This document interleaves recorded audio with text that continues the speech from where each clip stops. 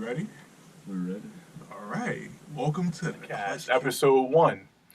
I'm your host, Stephen Williamson. My name's Gartrell. And Sebastien. All right, we're out here, brand new podcast for the streets, for New York City car culture. There's a few different things that we plan to discuss with this podcast and other podcasts going forward. Some of those include, like I said, New York City car culture, major news in the auto industry. We're going to talk about exotics too. We'll do reviews of track days, car shows, video games, and we also plan to have on some of our friends where, we go ahead and we talk about their cars and why they love their cars so much, the, the mythology behind the mods that they've done. And overall, we're just looking to have some fun, do something a little different. So currently, I drive a 2017 Toyota 86. I am building the car for primarily track and a little bit of show. So I have a few mods done right now: team coilovers, Cusco low control arms, CRD strut bar, upgraded brakes, and some simple things. I got some T37s on the way, which I'll definitely talk about in future episodes. And Gartrell will talk about both of his cars a little bit. Yeah, so I have 2008 Mitsubishi Lancer Evolution X, obviously. I'm personally building the car right now so that it can go to drag strip, autocross, and a little bit of show. Because we all do know the best race cars make the best show cars. So some mods I got done to that. I have a bottom built engine with Seco pistons, Manley rods. I believe they're I-beam rods. And I have either a Manley crank or stock crank. I'm not 100% sure. It was a little touch and go with the builder as we were going through the process. It also has a fuel cell in the rear, two dual Bosch 044 fuel pumps, inline filters, the works on the system, honestly. It has a fuel pressure regulator, has a fuel rail, everything. Currently making about 360 wheel horsepower. I also have 350Z. That's more of my daily. I kind of keep it stock. I like to make it look clean. It has a carbon fiber hood, has a bride seat, and from the wide pipe back exhaust. Currently not doing any more mods to that car as it is my daily car, but gotta have some JDM in my life, Damn, yeah, that's gonna make mine feel nice, short, and sweet. Since I haven't had, I don't want to say I haven't had as much time to build my car, but as far as my personal life goes, I couldn't really get as much done as I'd like to. But I did manage to get some interior done, just like installed my own shift boot, own shift knob, which for a Volkswagen is actually kind of a pain in the ass if you want to YouTube that. Not saying that I'm a mechanic by any means, but it definitely wasn't as easy as some other JDM cars for sure. Yeah. And as far as that goes, I do have an exhaust, a Borla exhaust that I got a shop in Long Island to put in for me. Really good shop, Rutner's Racing, which they deal with a lot of German cars and a lot of German parts, and they're good people out there, so they take care of me. But other than parts, that's pretty much as built as my car's got in the meantime. But yeah, I'm looking to definitely get more of my hands dirty when that goes. So yeah, It's definitely always time for that. oh for Yeah, sure, Of course, you got time. of course. Just need the money, the other aspect. Race cars ain't cheap. Not at Definitely all. No. Not in the slightest. All right. So, since it's the first episode, we wanted to give a little bit of an intro so you guys know a little bit more about us, and well, more so our cars, what we're working with. And now we'll get on to the main topic. So, today's topic, brought to you by Paolo of Limit Garage, also known as Total Produce Limit. The topic is, if your car was food, what would it be? Oh, man. And first, we're going to start with Sebastien. Go ahead. Yeah, and to top this off, this is a tough question. I think we're we're fairly given at least maybe a week to come up with this. I would say so. I didn't want it to be a surprise. Nah, and it really couldn't be after trying to figure it out for literally about as long as the week that it took us to probably get this here. But I would say, and as much of a hurt this might be to all like the German fanatics and stuff, but I would probably relate my car to pizza, to be honest. And I have some good reasons for it, because I drive a 2011 Jetta, and it's a 5-speed, so I'm glad, 100% glad that it's definitely a manual. But I mean pizza as in like a really good slice of pizza. But you have to think that like pizza is pizza. It can only get so good. Like you have good meals and you have good dishes, and pizza's not like gonna blow your mind in any way, but it will definitely satisfy you at the end of the day. Right. Well built. It's a well built Exactly. pizza, you know? So like, and the other thing is like it's hard to have a bad slice of pizza. Like usually pizza's on the scale. Right. Or, you know what, you're definitely right about that. Like I've had some bad slices of pizza outside of New York. Oh, 100%. Not to throw any shade, but I love the dirty, but pizza ain't what we do. no, What for they real. do. Yeah. That was the struggle, but I would definitely relate it to pizza because it gets you from A to B, and it's fun to drive, but it's not like exhilarating to drive. It's not like I've driven like your model car before. I've driven an FRS before. I've driven a Mitsu before, and those things are fun. Like they glue you to the seat. They have the horsepower and they have the torque to really like make you enjoy that shit. And not saying that Volkswagen doesn't or their other models don't, but at least for my car, it's definitely as modest as I can go as far as pizza when it comes to food. Mm-hmm. Yeah. It's an interesting choice. Interesting. You did stay within Europe. I did. Yeah. I'll shout out the Italians, but yeah, that's probably as good as I can get for comparisons. Okay. Yeah. That's cool. Gartrell, which one of your cars you going to start with first?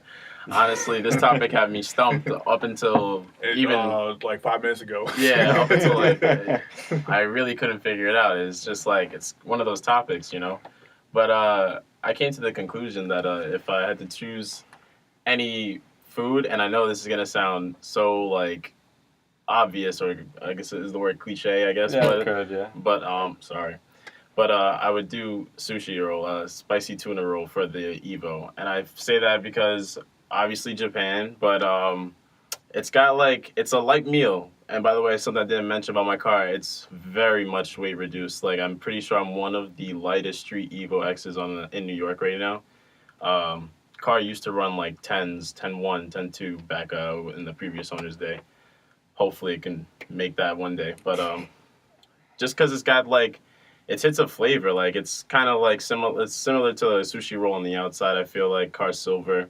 So you got the white rice on the outside, the sushi roll, and on the inside, it's like it's got its own flavor. Like you're driving down the street, you hear the back shots and pop, pop, pop, pop. So you feeling that flavor in your mouth when you have the spicy tuna roll. You got the what's it called? The green stuff. Wasabi. Yeah. Wasabi. Spicy kick. Spicy kick to it. Yeah. Bring some tears to your eyes. Yeah, that's true. And if I catch you on the street, don't don't sleep out there. Don't sleep. You get thirsty for water afterwards. Yeah, for sure. And I don't know. I just feel like it's a perfect representation of the culture itself too. But if I had to choose for the Z, I would. That one's kind of hard because I kind of like associate that car more with like a luxury kind of style, but not too luxury. It's kind of like the perfect balance. Like I go out, I'll get some compliments on it, but it's nothing crazy. It's not, at the end of the day, it's not Ferrari. It's not it's not the M3 or the M4. It's a Z. But I would have to go with something a little more basic, like miso soup. Miso soup. Way to pull one out the bag. Yeah. I wasn't expecting that one. Yeah, it's kind of just like it's a calm meal, but it's it's like one of those things like you love it at the end of the day. It's like it's nice. You say, yeah, I'll definitely do some miso soup, but it's nothing too crazy. So that's kind of my association with the Z and food. And this was definitely, one of the hardest topics, like, on the first day to come up with, but... you gotta come out the gate hot. Yeah, definitely. You gotta set the tempo. Yeah, that actually works. That actually is really good, because for the two meals, and then you go for the two cultures with it. Yeah. You can actually get like miso soup is served as like an appetizing kind of soup, Mm-hmm. and then you can get that sushi roll Roll later. after, yeah, exactly. You drive that, and then you go, I'm itching for something a little bit more powerful than that. Yeah. It works. So what would you go for in the 86, Steve? You probably wouldn't expect this. Barbecue chicken. Barbecue chicken. Wow. Wow. I love me Alright, some barbecue You got chicken. some honestly. explaining to do Oh now. yeah. Mhm. So, I didn't even think about trying to stick within Japan. I didn't want to try to butcher their culture because I was like, what could I use? I don't want to use sushi. Obviously Gartrell used that. I didn't want to use Kobe beef because I never had it. I've had friends that have had it, but since I've never had it, I didn't want to, potentially misrepresent my car. And then I was like, you know what? I like barbecue chicken. I like my car. And in a sense, if you think about it, chicken as itself is good. My car as itself is good. You add some seasoning, you have some barbecue sauce, which would be like adding coilovers, an exhaust, some wheels. Oh, baby. And if You got some good stuff right there. if you got those flats, the GT86 got that perfect weight distribution in the Oh, yeah. front, Oh, so you yeah. keep it nice and flat on the turn. Oh, so yeah. flats are my favorite. I don't know about you, but you might like Now, drumstick. I but was thinking chicken breast. But ah, I don't discriminate when it comes to chicken. I mean, unless it's like chicken feet or something like that. But that's out of bounds. That's for the delicacy. Oh yeah, but if we talking wings and breasts and thighs and all that sorts, some barbecue chicken, that just reminds me of my car. I was trying to think of other things. I was like, my favorite food is shrimp, fried shrimp particularly. But I was like, you know what? I'm gonna reserve that for the P1. The Since that's my favorite P1. car. P1. Reserve the shrimp for the eye. That's Oh, yeah. that's Give me a another few one. years. It's definitely not no Yeah, Reserve shrimp the though. P1. Wow. Yeah. Not even gonna go with the jumbo shrimp with some oxymoron there. Like, just straight with the shrimp. we can do that too. It's all good as long as it's fried. Not that That's true. I don't like other kinds of shrimp, but fried shrimp is my favorite. Nah, I also think fried just goes well with everything. Yeah, it's pretty good. Yeah. Yeah. Hold some shrimp behind the exhaust of that P1, you definitely fry That's it. right. Oh yeah. Fry some shrimp, fry your hand. Oh, yeah. You gonna fry up everything. Yeah. So like I said, barbecue chicken was, one of the things that came to mind. I even thought about steak. I was like, the car is lean. Steak can be lean. Some protein in there. But then again, I kind of think about power with protein, and the car doesn't have a lot of power. But, chicken breast works. It does. Barbecue chicken, man. That's It's where it's wholesome, Oh, yeah. Like, you get a lot out of it. Oh, absolutely. 100%. Especially if you put a lot into it. Like, it's the same thing. Like, I don't know anybody that just eats a chicken, like, straight up, like, just chicken. Unless you have some kind of, like, diet that, like, none of that salt, no pepper, no adobo or anything. It's got some Yeah. seasoning, some Right. taste to it. Yeah. Yeah, definitely. You You can't see just eat it that. raw, yeah. You see that in the 86 a lot. It's definitely got some kick to it. When you Oh, look for at the sure. front end, it's very aggressive now, as opposed from the earlier models. It's got its little kick to it. Yeah. Mm-hmm. Everybody likes to season their chicken differently, according Yeah, to that's their true. culture. Mhm. Everybody likes to season their E6s Very a different. little differently. Yeah. Wow, You yeah. know, whether it's track or stance, somewhere in between, or what else people like to do. Yeah, man. That I'm actually really enjoying that like comparison. Like I really see it now because it's like when you get into chicken, you got to get into the seasoning part of it, and when you 100%, get into the 86, when you get into that culture, you don't really just see like a bone dry stock car like that. Like Except ever for the almost. purists, but even then, they That's got their true. little taste to it. Yeah, and I feel like it's sometimes like even if you talk to them, they're even interested in throwing something in. Into Like it, they're like, yeah. I can't just leave it bone stock, but Yeah. I got some plans, but maybe later. That base chicken is good, but you're always down to try a different sauce. You Oh, know yeah. what I'm saying? That's true. Yeah. That's what it is. Earlier I realized I didn't even really speak about what I plan to do with it in the future. I just talked about, what's currently done now. So hopefully by the end of the year, I would tone my exhaust, which would definitely add some hot sauce to the car. since we're talking about chicken. And then for next year, well, for those that know me, they know what lip kit I'm trying to get. But for the rest of your viewers, you're just gonna have to wait and see. It's fine. It's fine. And then hopefully I get some Recaro pole positions. I mean, I already have a steering wheel that I've been sitting on for like A long time. Yeah. A long time. I was there. Man, let me think for now. I got the car last year. I ordered the shift knob and the Momo wheel, I think in 2015, because I still had my Accord then. And, you know, I'm the type of guy where I like to keep myself motivated. Give me a reason to work, you know, keep pushing. So I was like, let me order some stuff for the car in advance. I ain't even got a dime for it yet, but you know what, it's coming. So I'm going to order some stuff. So I had ordered a quick release, a Momo wheel, which took eternity forever to come because they sent it and it was actually the wrong wheel. And, you know, then they had to send the actual wheel I was looking for. And then the shift knob came pretty quick, but I still haven't really seen anybody more than like 2 people with that shift knob. It's ARC titanium shift knob. And then the quick release I've been sitting on all that for a while. I'm the type of guy where I want to do the whole interior at once because I'm literally just doing seats, the harness, and the wheel. If I was actually like reupholstering stuff, then I could see doing it in steps. But I kind of just want to sit there and get it done in you know, a few hours and just be ready to roll. So that's why I haven't put the wheel on. I've been sitting on this wheel that like nobody has seen under my bed for like.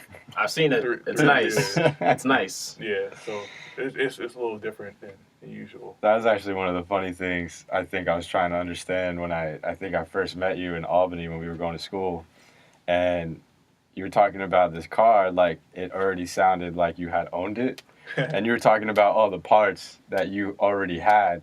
And I was like, oh, that's awesome. Like, is it here? Like, that kind of thing. Like, I think I asked you one time, like, oh, no, I haven't bought it yet. And I was, like, trying to process that you had bought, like, already half the car that you want to install without the actual car. Oh, yeah, I was prepared. And I was like, it was a different perspective of, like, ambition. And I was like, you know what? Like, that's just going 110% before you even got it. And I respect that. Yeah, because, you know, cool. you can't not do anything with the parts. You're just going to have it and be Right. like, oh, yeah, I still have my Accord. And, yeah, that's Rest in peace. Sure. Rest in peace to that car, by the way. It was a good car. Yeah, someone hit it while it was parked, and they tore it up, so it got totaled. It was a good So car. that It was a nice Accord. the check from that went towards part of the down payment for the 86. But you know, you gotta keep it pushing. Keep a picture of the car before it's totaled, and yeah, you know, I'm happy. You know, GT3 RS next. I'm pushing. Don't let me get an exhaust for that before I have the car. Oh, You're not man. ready. Man. GMG, let's go. Oh, we've heard that. Yeah, that's a crazy car. I don't know. That's like the backwards of some things. Like you hear people getting like their cars totaled and stuff, and they're sitting on like the parts of their car that they had that weren't completely totaled. Yeah. Like I had my boss, one of my old bosses actually, who lived in Far Rockaway, and he had an Evo 9 in his garage. And he tells me this story all the time. I got to bring him on this podcast to explain it. It's just so heartbreaking. And it was the day before Sandy. He was contemplating on trying to like, because everyone underestimated Sandy. Like everyone thought it was going to be like the year before with that hurricane that pulled through, and it was weak as hell. It is like a Right. storm like that happening in New York. Nah, like you don't think so- about that. Yeah. It just doesn't seem possible. Yeah, exactly. It's crazy. And so Sandy happens, and he was in Far Rockaway, and that whole area got evacuated when the time came. Dude had to evacuate it, and he was thinking of his family and his kids and his wife, and he has a minivan, but he also had his Evo in the garage. He didn't think it was going to be that bad, so he left off with the minivan and the kids and the wife. Came back to find his Evo that was like under at least like 6 feet of water at some point. It was completely totaled. He was like, I could have bought flood insurance the day before, and it would have been covered. And I was like, I almost cried with him. I was like, that is terrible. And the parts that I'm talking about, like I saw at my friend's house that he left his parts at, you had his hood, you had part of the seats, you had part of the wheels. Like he was trying to get rid of these NK wheels that he had been sitting on. It's terrible. Yeah, It's that's like sad, man. Jeez. It's rough. it is what it is. Like I wonder how many people that happened to, like in Sandy, just cars just Gone. Like, that's terrible. yeah.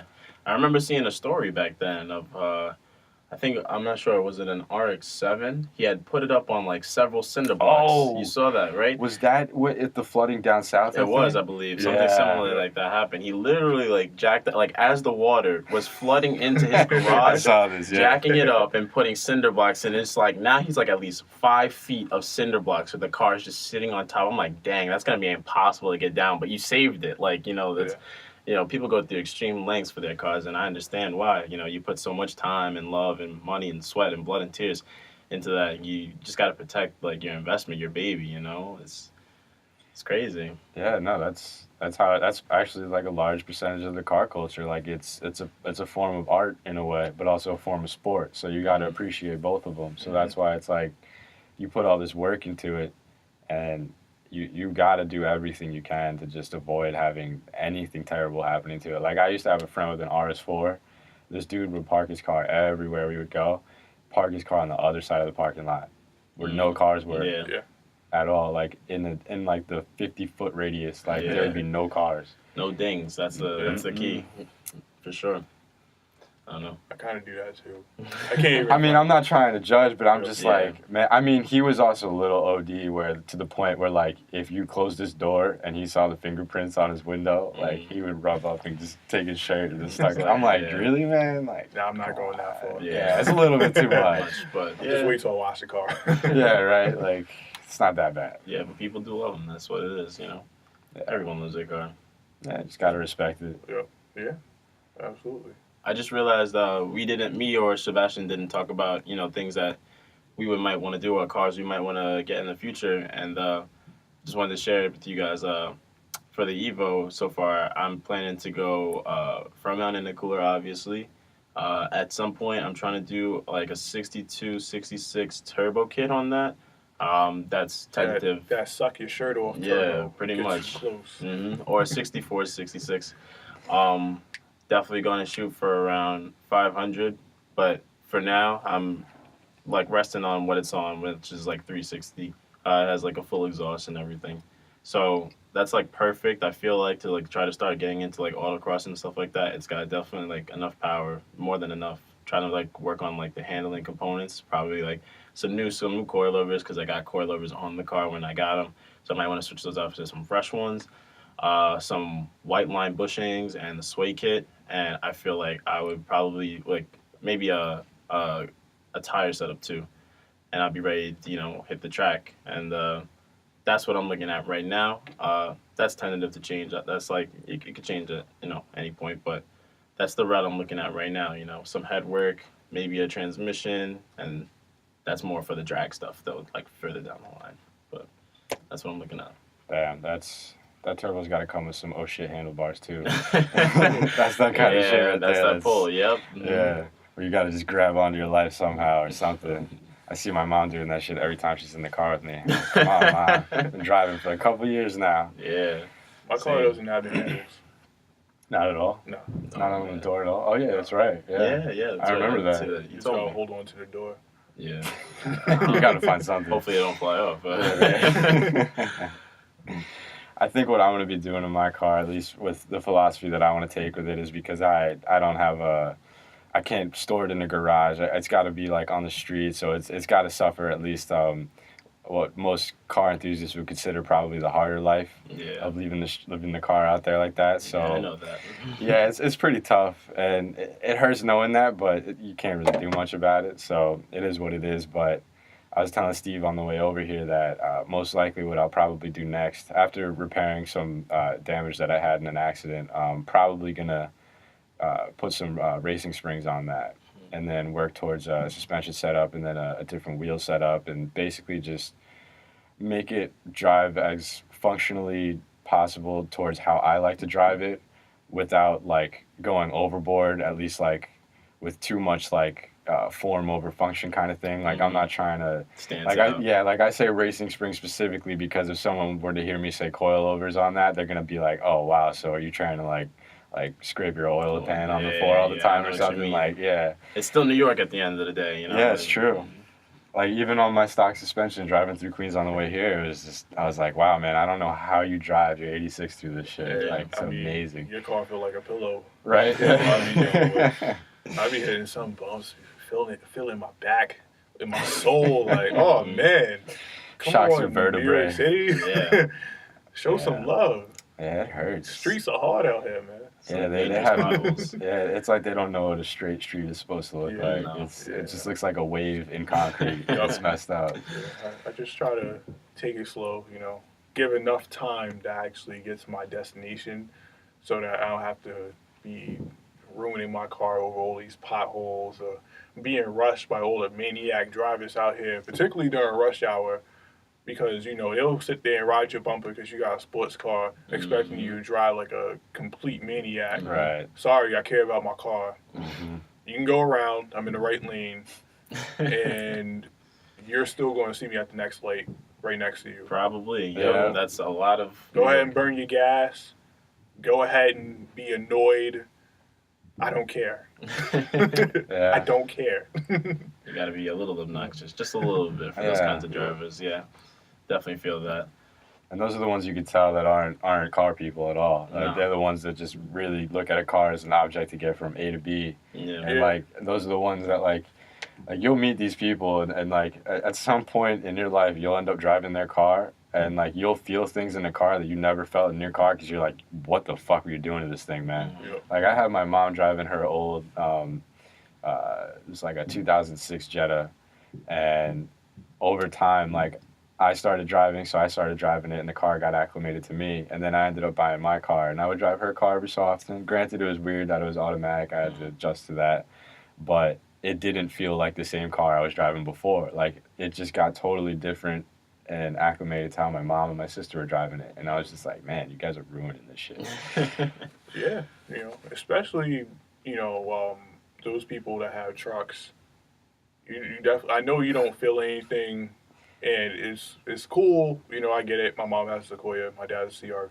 It's definitely refreshing to be on the ground and not feel every bump. Very Especially as But- a tall person too. Yeah. Yep. Oh my But God. be conscientious to what you're doing to your car. And, we will have a episode in the future talking about a few of these things a little bit more in depth. Yeah. It's coming. Mhm. Yeah. Stay tuned. There's a science to it. Yes. Oh, yeah. Definitely. It all gets down to it at the end of the day. It's all really just logistical once you learn how like a car really works. Like I remember trying to explain to someone how like a manual gearbox worked, and like really at its like most simplest form. And I had like a hard time because like usually I'm explaining it to people that at least have some sense of like what a gearbox kind of does. Mhm. And then to explain that like there's this third pedal that you've never heard of before called a clutch. Yeah. And they're like, what does that do? And it's just like it engages and disengages with the gear that you select. And it's like, why do you have to select the gear? And like everyone else that I'm talking to are like, wow, driving stick is mad work. It's just like, oh man, you guys are just lazy. It's not that bad until you're in traffic. Oh yeah, I Oh, can't yeah. lie about that. It's Yeah. terrible. Traffic does suck. But like when you're actually rolling, it's fun. Yeah, and when Yeah. you have open road, it's definitely just like a straight connection with the car. No gadgets, no gizmos. It's all there, and it gives you like that feeling of I'm in control and I can have the car do exactly what I want when I want it to do it. And it's like just taking back. Like we're all in that automated world. It's simple. It's safe. Have some fun. Like Yeah. get in touch with your car. Actually feel it. Feel how the engine is moving in your hand when you're shifting gears. But I agree. people have their preferences. I think that also plays into the whole like theory that people have with that like since cars are getting smarter, people are driving more stupid because they're putting way more reliance in their car. Yeah, that's Yeah. true. Like especially when you get cars that are being advertised to like brake for you in Or the drive case themselves. Yeah. that too, or like Mhm. park themselves or some shit. It's like you're really detaching yourself from like the responsibility of like realistically controlling a vehicle that can kill someone like Mhm. instantly almost, Mhm. and it can get really dangerous. While it is pretty cool, it is definitely something that's definitely dangerous. I feel like Tesla does a great job. Personally, like I haven't seen too much with them. Like it's actually reported to save lives, but at the end of the day, you just gotta have that true connection with your car, and especially if you're an enthusiast, it's like how much closer can you get to your car if you have an automatic? Not bashing it at all, you know, like everyone has their preferences and everyone, you know, like yeah, but you know, like for those people that just want that extra, you know, who want to be like in tune with it, that's like the ultimate driving experience. I suggest that even if you drive automatic, take the time to learn stick. You know, like it will definitely like change your opinion. It's a lot of fun at the end of the day. You know. 100%. Yep. I was actually telling you on the way here too. Because I just came back from a trip in Europe and I went to Barcelona and Paris, and everybody like automatic just doesn't exist there. Like if it does, No. it's for a car that like a sports car, like a really nice high end car, or it's like probably someone who's like really wealthy there because driving in stick there you're driving it's cheaper to buy actually a manual car. Same thing here in the States, but Yeah. that's like the standard for them in Europe. So everyone's driving manual, everyone's driving stick, and I loved it because you see not only just because you're used to car enthusiasts here driving stick, like you hardly find people that are just driving stick because they just want to. Yeah. And Or it so just so happens. right. Yeah. And so you're seeing people there, like you're seeing like girls like whipping gears, you're seeing like old men just still killing it, and it's great. Like I loved seeing that when I was there. Yeah. Not trying to throw shade to the States or anything, but you know, there's just a cool change of perspective. Yeah, Well, definitely. Isn't it some very small percentage of Americans that actually know how to drive stick? I believe so. Yeah. It's like a very low percentage. Like I want to say like 3 or 4% or something like that. It's ridiculous. Like most of the people, like some people you wouldn't expect to drive stick, but there's definitely a large number of people that just don't care for it at all. You know, they again see their cars, means of transportation, A to B. That's it, or you know, do one function, carry this, carry that. You know, but and it kind of sucks, but. I mean, it's the world we live in, you know. Yeah. Can't change And it. I can understand because, you know, me and Gartrell live in Queens. Sebastien lives in Long Island. And all it takes is for a half hour of LIE traffic to remind you why everybody drives It's automatic. Yeah. Oh, yeah. 100%. So I can't be mad at them, but you know, like they said earlier, I do agree everybody should take the time to try it at least, and it'll give you more perspective. You'll learn something new, and you know you might like it. You might need it one day. You know? You never know. Sure. Hashtag save the manual. Yeah, for real. That's actually, it reminds me of dying- that video of these kids that were trying to steal a car, and there was like a CCTV camera of this, and it was like this old woman's car. Like I think it was like an old like Corolla or like old Civic or something, and these kids were trying to steal the car, and in the camera you can see these kids getting in the car and just stalling repeatedly. And after like I think 5 stalls, they just got out of the car and left because they couldn't drive it. Yeah. It really is just like an anti-theft addition to the Yeah, car. it is. Nobody really knows how to drive it, so you're kind of protected. Yeah, that's the benefit of living in America. Yep. All right. That kind of concludes our podcast for the day. First episode. A lot more to come. Hopefully you guys like it. We're going to try to get this out on as many different sites as possible. So, you know, what's Apple's podcast thing? I forgot. I think it's just podcast, honestly. Or Podcast. iTunes, you mean? Yeah, I'm sorry. Yeah, iTunes. You know, Yeah. get on there. Spotify, YouTube. You know, hopefully we could do this every 2 weeks. You know, but yeah. Thanks for listening to episode 1 of the Clutch Kick podcast, and stay tuned for more. Thank you. Thank you, guys. Peace.